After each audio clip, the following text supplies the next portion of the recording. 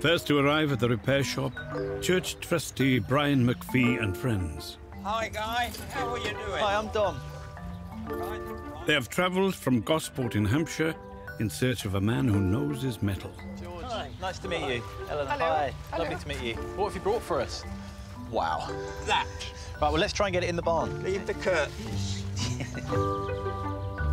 Dominic Chinea is the expert now in charge of this rusty relic, a century-old weather vane. This is amazing. It is absolutely brilliant. I thought you'd just tell us to leave it in the boot and go home. I get on the edge of that, yeah. No, never, never. Tell me all about it. Well, it was on top of the Gosport Methodist Church spire for approximately 98 years. Wow. Has it come down recently, or...? No, it came down in 2002. We were having problems with pigeons. Right. And so we got a steeplejack in to stop the pigeons from roosting. OK. We said to him, while you're up there, can you have a look at the weather vane?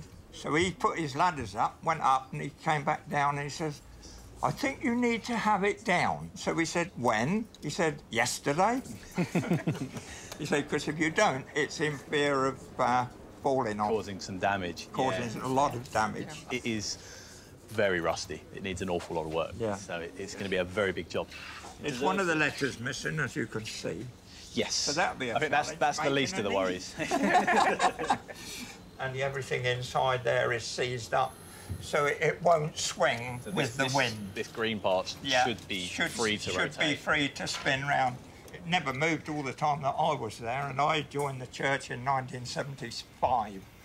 Wow. I mean, I think I'd be weathered like that if I'd have been on top of a 90-foot spire for 100 years. Yeah.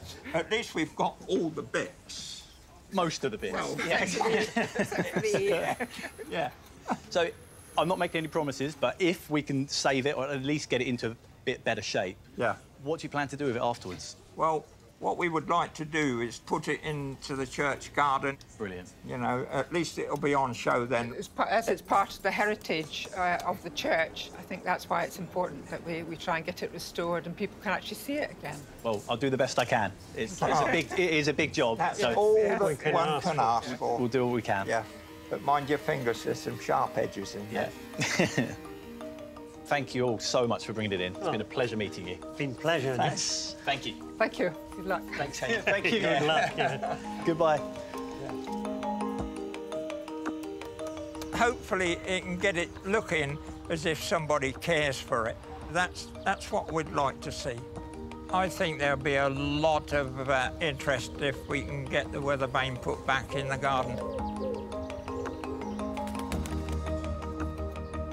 It's quite overwhelming at the moment how rusty it actually is. Probably one of the rustiest things I've worked on.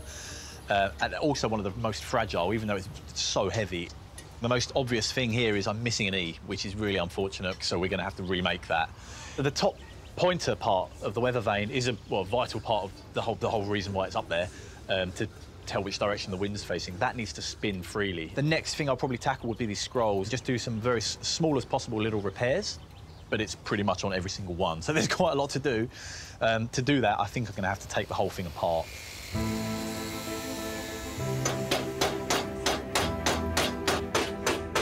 Working on something like this creates a few sort of moral dilemmas of how far do you go? It would be very easy to almost over-restore it. I just want to try and save as much as I can